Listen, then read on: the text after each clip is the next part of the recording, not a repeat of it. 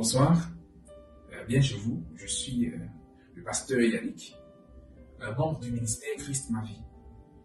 Et je viens discuter et causer un peu avec vous sur certains thèmes. Et pour ce moment, j'aimerais qu'on parle quand même du salut.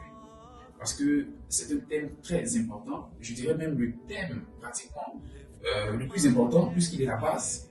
Et quand vous suivez la formation des Juifs, Paul disait à Timothée, dès ta jeunesse, tu connais les 5 lettres qui peuvent te rendre sage à salut par la foi qui est en Christ. Ça veut dire que même les jeunes devaient connaître les 5 lettres parce que les lettres enseignent la sagesse du salut.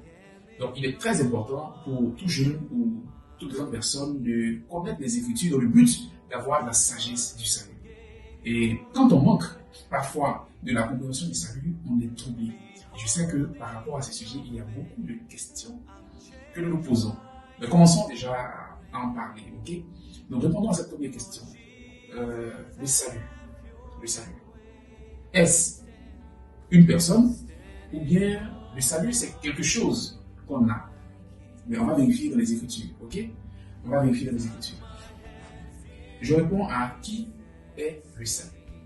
Dans l'Évangile selon Luc, au chapitre 2 et à partir du verset 29, voici ce qui est écrit.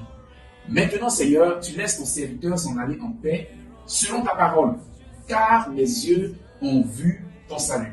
Salut que tu as préparé devant tous les peuples. Amen. Donc, on peut déjà répondre à la question de savoir, est-ce que le salut est une personne? La réponse est oui. Le salut est une personne.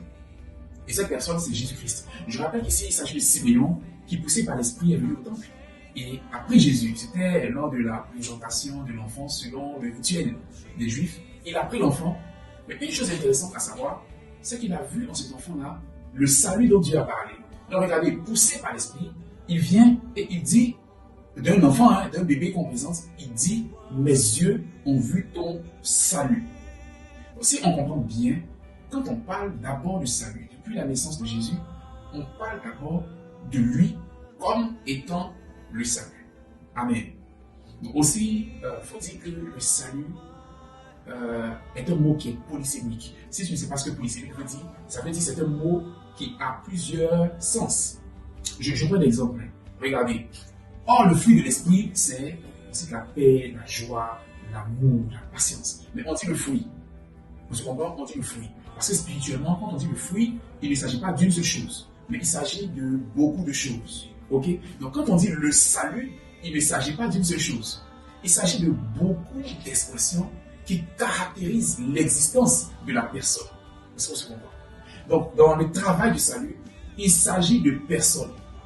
Il s'agit d'expressions de personnes. Il s'agit de qualité de vie de personnes. Ou encore on peut dire, il s'agit de conditions de vie de personnes.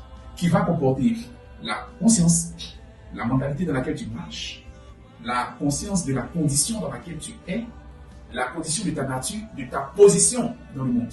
Que Dieu te bénisse. Je pense que c'est une introduction et prochainement nous pourrons approfondir un peu. Tu peux remercier le Seigneur et j'espère que tu pourras nous suivre. Que la grâce vous soit multipliée par le Seigneur Jésus-Christ. Amen.